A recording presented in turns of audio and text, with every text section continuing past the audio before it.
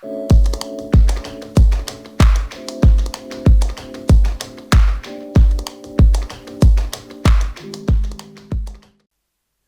वालेकुम स्टूडेंट्स, आज चैप्टर 2 है आपकी हेल्पिंग बुक का और मिलर एंड हार्ले में ये 8th चैप्टर है एनिमल लाइक प्रोटेस्ट और प्रोटोजोआ।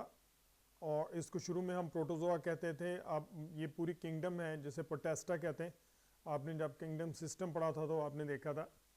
और इसका सिलेबस जो चीज़ें हम पढ़ेंगे एवोल्यूशनरी पर्सपेक्टिव पढ़ेंगे, किस तरह से ये इवॉल्व हुए हैं एनिमल्स, और life with in a single plasma membrane, symbiotic lifestyle है। ये एक हाइपोथेसिस, सिम्बियोटिक हाइपोथेसिस है। और दूसरा ये कि जो बहुत सारे प्रोटोजोन हैं वो भी सिम्बियोटिक लाइफस्टाइल में रहते हैं, दूसरे एनिमल्स पे रहते हैं, अपनी खुराक हासिल करते हैं, रिप्रोड्यूस करते हैं। और प्रोटोजोन टेक्सोनॉमी देखेंगे हम, फाइलम इसमें कितने हैं, सब फाइलम। शुरू में प्रोटोजोआ एक ही फाइलम था, जब हम बीएससी में थे तो उसको प्रोटोजोआ फाइलम प्रोटोजोआ कहते थे और बाकी उसके सब फाइलम थे। और उसके बाद फिर सुपर क्लासेस थी। अब बहुत सारे जो उस वक्त के सब फाइलम थे या क्लासेस थी वो फाइलम की जो डिग्री है वहाँ तक पहुँच गए, क्योंकि डिफरेंसेस इतने डिस्कवर हो गए। उसके बाद हम सूडोपोडिया एंड अमीबा लोकोमोशन देखेंगे, सीलिया के ज़रिए कैसे लोकोमोशन होती है, सीलिया की स्ट्रक्चर देखेंगे, न्यूट्रिशन इनमें कैसे है, this is very interesting. Genetic control and reproduction और सिम्बियोंट सीलिएट्स कौन कौन से हैं जो सिम्बियोटिक लाइफ में रहते हैं। और फर्दर फाइलोजेनेटिक कंसिडरेशंस इसमें हम देखेंगे कि ये इनके जो रिलेशंस हैं विद अदर एनिमल्स वो कैसे हैं। ठीक है, इंटरेस्टिंग है। अगर आप इसको इंटरेस्ट लेके पढ़ेंगे तो तभी समझ आएगा, अदरवाइज ये लेबोरियस हो जाएगा। ख़ास तौर पे एवोल्यूशनरी पर्सपेक्टिव को जहन के अंदर रखना बहुत ज़रूरी है, क्योंकि जब तक आपको ये आइडिया नहीं होगा कि ये एनिमल जो हैं वो कहाँ से आए हैं और इवॉल्व कैसे हुए हैं, तो बहुत मुश्किल है कि आप इसको पूरी तरीके से अंडरस्टैंड कर सकें। सो फॉसल स्टडी ऑफ प्रोटोजोन्स पे हम स्टार्ट करते हैं। और फॉसल रिकॉर्ड्स प्रोटेस्ट के इंडिकेट करते हैं कि ये तकरीबन जो फाइलम है कैम्ब्रियन पीरियड में ये मौजूद था। प्री कैम्ब्रियन में आप बहुत सिंपल प्रोकैरियोट्स पाए जाते थे। प्रोटेस्टा आपको पता है, ये किंगडम प्रोटेस्टा ये यूकैरियोट है, इसका जो न्यूक्लियस है वो मेम्ब्रेन बाउंड है, ये आपने याद रखना है। प्रोकैरियोट सिर्फ 2 ग्रुप होते हैं, एक बैक्टीरिया है, एक साइनोबैक्टीरिया है।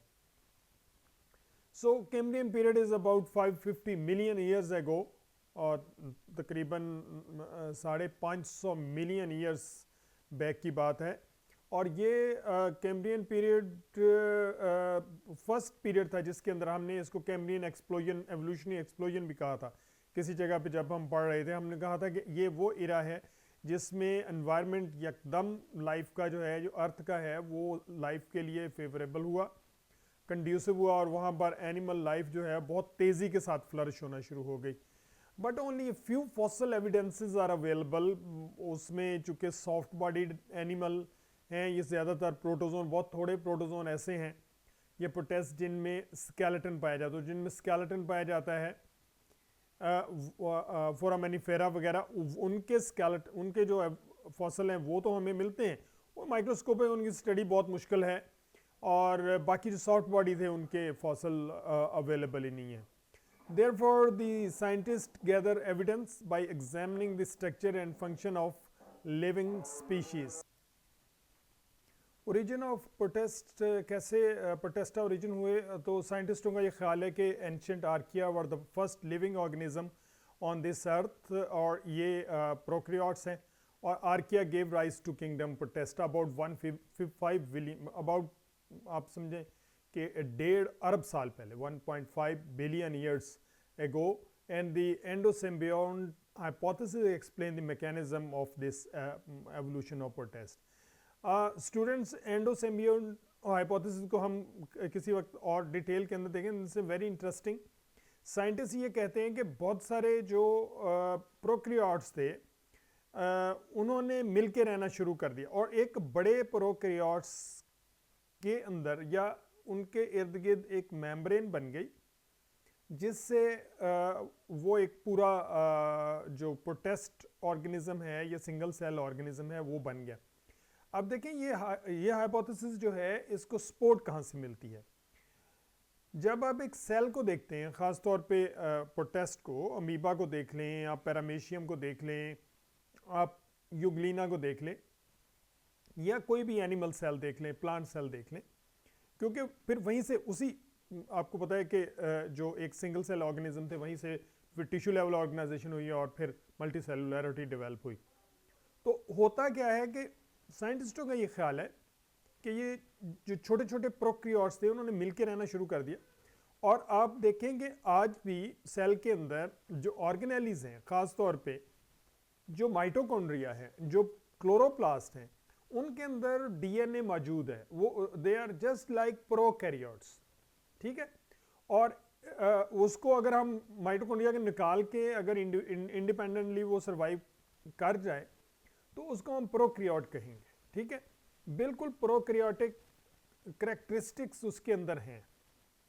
नतीजा ये है कि साइंटिस्टों का ये ख्याल है कि ये शुरू में प्रोकैरियोट ऑर्गेनिज्म थे और इन्होंने मिलके जब रहना शुरू किया एक ही मेम्ब्रेन के अंदर तो वो जो है वो प्रोटेस्ट कहलाना शुरू हो गए। इसको हम एंडोसिम्बियोन हाइपोथेसिस कहते हैं और इस पे बहुत सारी बात होगी।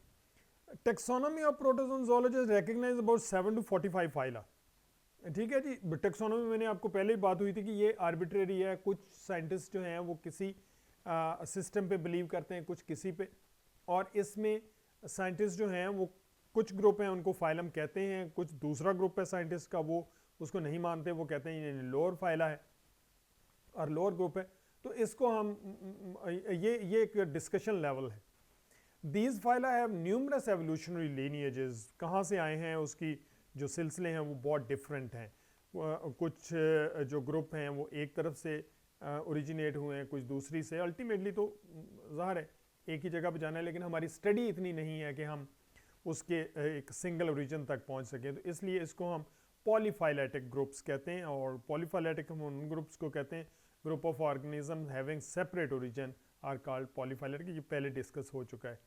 और किंगडम प्रोटेस्टा में दो ग्रुप्स हैं मेजर जो हैं, प्लांट लाइक प्रोटेस्ट हैं जिसमें एल्जी है और दीज आर प्राइमरली ऑटोट्रॉफ, इनमें ग्रीन मटेरियल है, क्लोरोप्लास्ट हैं और ये अपना फूड मटेरियल खुद बनाते हैं। और एनिमल लाइक प्रोटेस्ट हैं and these are primarily heterotroph, जिसमें आपके पास अमीबा है, जिसमें पैरामीशियम है, और यूग्लिना जो है वो दोनों में अगर फेवरेबल कंडीशन है तो वो food material as a heterotroph हासिल करता है, और जब अनफेवरेबल होती है तो वो फोटोसिंथेसिस भी कर लेता है, उसके अंदर जो क्लोरोफिल है वो मौजूद होती है। तो स्टूडेंट्स ये दो मेजर ग्रुप हैं, ये एक जनरलाइज एवोल्यूशनरी ट्री है showing major events and possible lines of descent of protozoa. तो ये एंसेस्ट्रल प्रोटेस्ट थे अब अबाउट 500 मिलियन ईयर्स बैक। उसके बाद एंसेस्ट्रल एनिमल्स हैं और उसके बाद एंसेस्ट्रल क्वेनोफ्लैजिलेट्स। ये क्वेनोफ्लैजिलेट्स हम कहते हैं स्पॉन्जेस वगैरह के अंदर। Modern protest numerous protozoan phyla develop हुए, फिर पॉरीफेरा डेवलप हुआ, फिर टीनोफोरा, नाइडेरिया, और उसके बाद हमारे पास रेडिएटर फाइलम है ये सारे के सारे। और उसके बाद फिर हमारे पास बाइलेट्रिया डेवलप हुआ, प्लेटिहेल्मिन्थेस, नेमर्टिया, और उसके बाद सूडोसीलोम है, ये सारे के सारे बाइलेटरल हैं, ठीक है। नीमाटोडा है, Arthropoda, annelid, mollusc, Ectoprocta, Brachiopoda, echinoderm, Hemichordata and Chordata. तो ये एक सिंगल लीनिएज है। अब देखें प्रोटेस्ट से ही सारे के सारे डेवलप। माइंड इट, ये एक जनरल स्टडी है, आर्बिट्रेरी है और फाइनल नहीं है। अभी इसके ऊपर टेक्सोनॉमी एक ऐसा फील्ड है साइंस का कि जिसमें बहुत ज़्यादा वुसअत है, जिसके अंदर काम करने के लिए आपके पास बहुत मौके भी हैं और उसके अंदर डायमेंशंस भी बहुत हैं। लेकिन जो भी फाइलम कोई फाइलम रैंक पे जाता है या क्लास पे, साइंटिस्ट जो भी बात करते हैं उसके पीछे उन्हें कुछ एविडेंस देना पड़ते हैं, और वो एक एवोल्यूशनरी डिस्कशन होती है। उसमें बहुत सारे एक्सटिंक्ट फाइला को भी डिस्कस किया जाता है, बहुत सारे ऐसे टाइम को डिस्कस किया जाता है जो गुजर चुका है, और बहुत सारी विजुअलाइजेशन एंड इमेजिनेशन इसमें शामिल है। इसलिए इसमें आपको बाज़ औक़ात लगता है कि कंट्राडिक्शंस बहुत ज़्यादा हैं, लेकिन ये कंट्राडिक्शंस नहीं हैं, बल्कि ये एक फूड फॉर थॉट है और ये डायमेंशंस हैं स्टडी की। Thank you very much students, आज के लिए इतना ही, और कल हम इसको प्रोटेस्ट को बाकायदा उसकी डिफरेंट फाइला है उसकी थोड़ी डिटेल शुरू करेंगे।